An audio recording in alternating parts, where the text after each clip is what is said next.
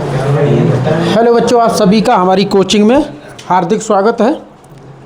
बच्चों, जैसा कि आप लोग जानते हो कि ये हमारा साड़ी के चैप्टर में अध्याय चौथे में सारी एक्सरसाइज हमने करा दी है। इसमें आज हमारी शुरू हो रही है विविध प्रश्नावली। देखिए, विविध प्रश्नावली बहुत ही इंपॉर्टेंट प्रश्नावली होती है। अगर देखा जाए कि एनसीईआरटी की बुक में, सरकारी किताब की जो विविध प्रश्नावली होती है, ये समझिए आप एडवांस लेवल के क्वेश्चन इसमें पूछे जाते हैं। ठीक है, तो इस क्वेश्चन को अवश्य आपको इस प्रश्नावली को आपको अवश्य लगाना है। कोई भी क्वेश्चन इसके नहीं छोड़ने हैं। ठीक है, क्योंकि इसमें होता क्या है कि जितने भी मेथड और कॉन्सेप्ट होते हैं पूरे चैप्टर में, उन पूरे चैप्टर का कॉन्सेप्ट विविध प्रश्नावली में रखा जाता है। ठीक है, तो देखिए पहला ही क्वेश्चन है, उसने कहा कि सिद्ध कीजिए कि साढ़े ये दिया गया है थीटा से स्वतंत्र है। मतलब इसे सॉल्व कीजिएगा तो ये पता होना चाहिए कि इसमें थीटा आ रहा है या नहीं आ रहा है। अगर थीटा नहीं है तो स्वतंत्र हो गया, और अगर सॉल्व करने पे थीटा प्रेजेंट है तो स्वतंत्र नहीं है। तो आपको सिद्ध करना है कि थीटा नहीं होना चाहिए, ये आपको सिद्ध करना। चलिए बेटा सॉल्व करते हैं। अच्छा, मैंने आपको बताया कि साढ़े को सॉल्व करना, किसी भी साढ़े का मान ज्ञात करने के लिए सर्वप्रथम आपको क्या करना है, किसी भी पंक्ति या किसी भी स्तंभ का प्रयोग करना है। ठीक है, उससे आपको सॉल्व करना है। तो देखिए बेटा, लिखेंगे प्रथम पंक्ति से।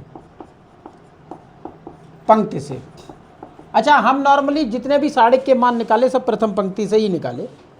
ठीक है, तो इसका कोई फाउंडेशन नहीं है कि आप प्रथम पंक्ति या द्वितीय पंक्ति या तृतीय पंक्ति से निकाल रहे हो, या प्रथम स्तंभ से या द्वितीय स्तंभ से या तृतीय स्तंभ से निकाल रहे हो।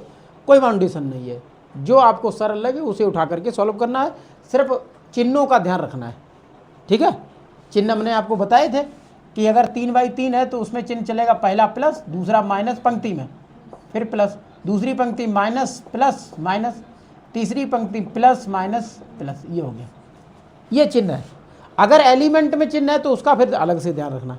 ये चिन्ह वो रहते हैं जो बिल्कुल छुपे रहते हैं, हाइडन रहते हैं, दिखते नहीं हैं, तो इन पर आपको फोकस रखना। चलिए बेटा, प्रथम पंक्ति मैंने लिखा। प्रथम पंक्ति में यहाँ क्या है, यक्स है। यक्स आप लेंगे और उसका सहखंड आपको ये लेने, उप साढ़े का। देखो, एक्स का माइनस एक्स में गुणा करोगे माइनस एक्स स्क्वायर होगा, और एक का एक में करोगे तो माइनस का एक। अब ध्यान देना, क्योंकि प्रत्येक संख्या में दोनों का गुणा करके ये माइनस लगता है, तो यहाँ आपको माइनस लगाना। ये ना समझना इसमें तो कोई चिन्ह ही नहीं था, आपने माइनस कैसे लगा दिया, तो माइनस तो यहाँ लगेगा। ठीक है, उसके बाद बेटा यहाँ क्या है, देखो साइन थीटा है। अब चिन्ह आपको माइनस लेना, क्योंकि यहाँ प्लस था यहाँ माइनस है, तो यहाँ लेना है माइनस का साइन थीटा।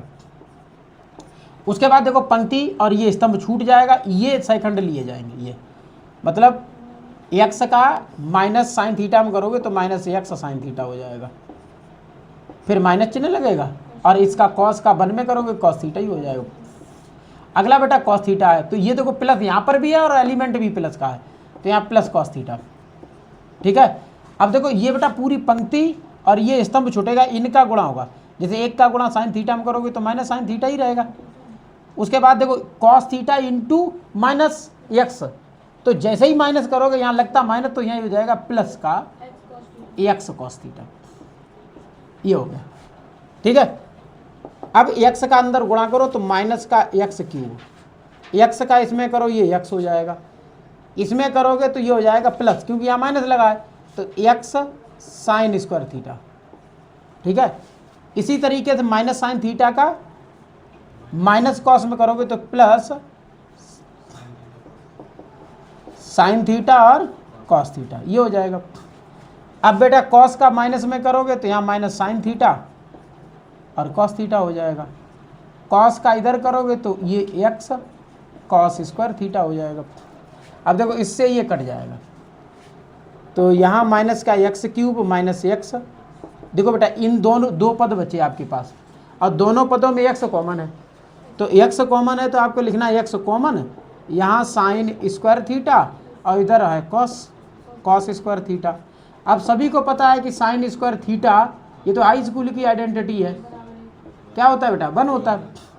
तो ये हो जाएगा आपका minus x cube minus x plus x गुणा 1, तो minus x cube minus x plus x, इससे ये कटा माइनस का एक्स क्यूब। देखो कहीं थीटा दिख रहा है इसमें, तो लिख दो अतः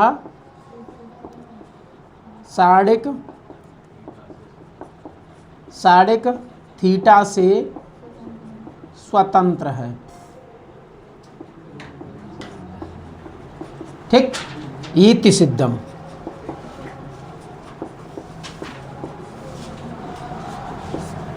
ये हो गया, नोट कर लीजिए।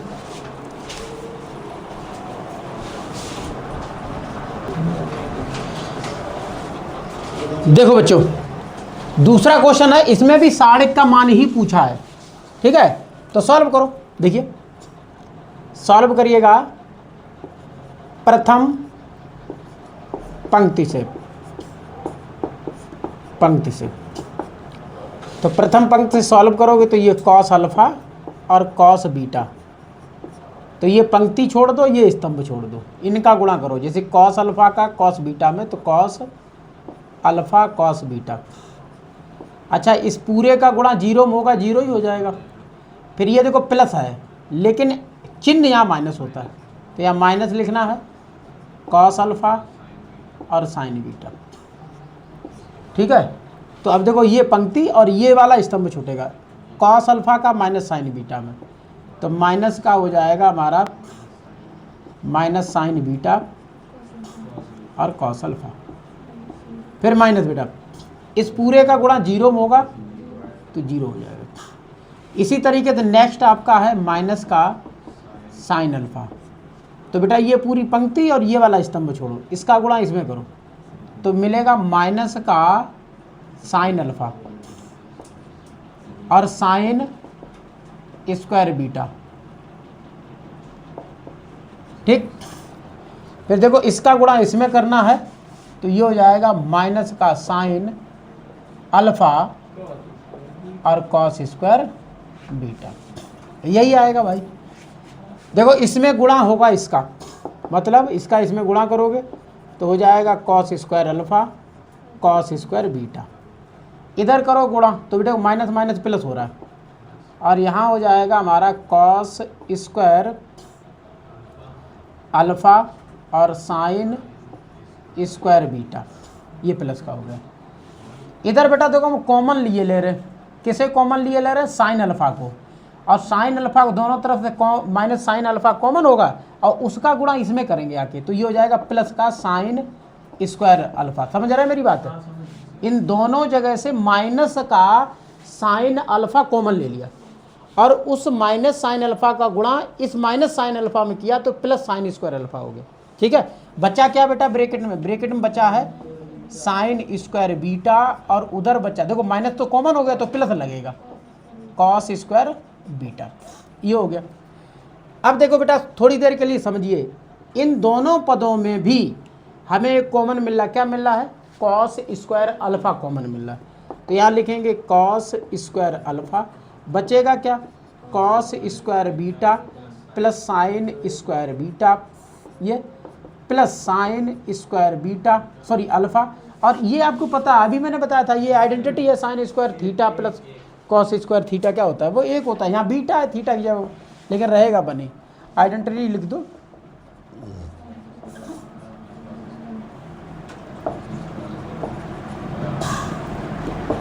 ये होता है बन। तो इसी तरीके से बेटा ये भी देखो हो जाएगा आपका बन, तो यहाँ हो जाएगा cos square alpha into one, और यहाँ ये तो बन हो गया, ये बचा है साइन स्क्वायर अल्फा, मतलब cos square alpha plus sine square alpha. ठीक, तो ये भी हो गया बन, तो इसका आंसर जो आया वो बन आया। ठीक है, नोट करो।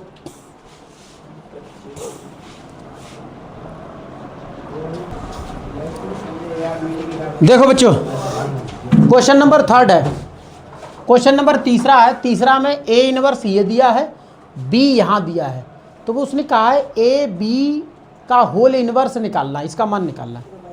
तो देखो कुछ नहीं है, ऐसा नहीं है कि ये बहुत कठिन क्वेश्चन है कि यहाँ ए इनवर्स है यहाँ बी है तो उसका मान कैसे निकाल सकते हैं, तो बहुत सिंपल है। देखो सबसे पहले तो एक प्रमेय होती है, अगर ए बी का होल इनवर्स है तो जानते हो ये क्या हो जाएगा, B inverse into A inverse, याद रखना ए बी का whole inverse B inverse into A inverse. अब समझो ए इनवर्स का मान तो दे रखा है उसने, लेकिन बी इनवर्स नहीं है। तो सबसे पहले आप बी इनवर्स निकालेंगे, ठीक है। तो बी इनवर्स निकालने के लिए क्या करना है, पहले बी पूरा दिया है, आप भी तो इसके सारणिक का मान निकालो। तो सारणिक मान भाई प्रथम पंक्ति से सॉल्व करो। जैसे 1 लिया तो ये पंक्ति स्तंभ छोड़ो, यहाँ 3 और -0, क्योंकि 3 × 3 और इसका 0 हो जाएगा। इसी तरीके से -2। अच्छा, ये पंक्ति ये स्तंभ, ये देखो 1 का 1 में 1 होगा, 0 का 0 में 0 हो जाएगा, ये हो गया। उसके बाद आप +2 लो। अब 2 लिया तो जैसे ये पंक्ति स्तंभ छोड़ेगा, 2 × 1 = 2 और ये 0, ये हो गया। तो ये बी इसका मान निकला, देखो 3 × 1 = 3 और 2 और 2 दूनी 4, 4 3 7, 7 में 2 घटा दो, कितना बचा 5। तो ये 5 हो गया। अब निकालो उपसारणिक। उपसारणिक ये आप सभी बच्चे निकालते आए हैं। उपसारणिक में क्या करना है, पहले m1 m1 अब m1 ध्यान देना है, एक की जगह पे तो ये पंक्ति और स्तंभ छोटेगा, ये चारों एलिमेंट आएंगे। मतलब लिख सकते हो इधर 3 × 1 = 3 और 0 मतलब 3 आएगा। 1 2 कहाँ, यहाँ पर है, ये पंक्ति और ये स्तंभ छोड़ो, 1 का 1 में 1 और 0 का 0 में 0, तो ये 1 ही आएगा।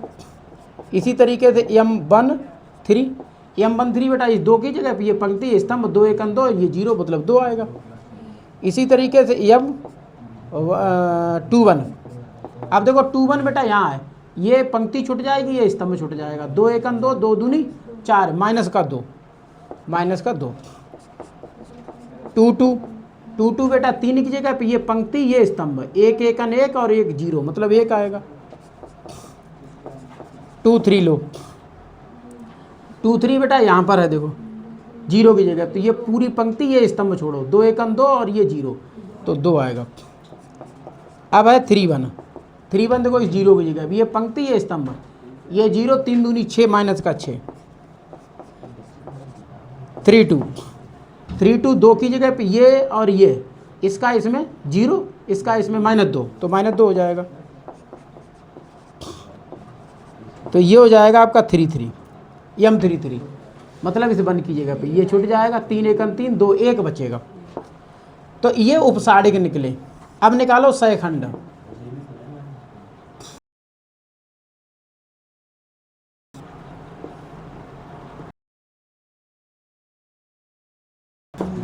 तो सहखंड में a11 3, a13 2, a21 2, a23 -2, a31 -2 और a33 1। सहखंडज एडजॉइंट, तो एडजॉइंट इसका रहे बी है, सॉरी 1 आएगा। इसमें लिखो 3 -1 2, 2 1 -2 और 1, ठीक।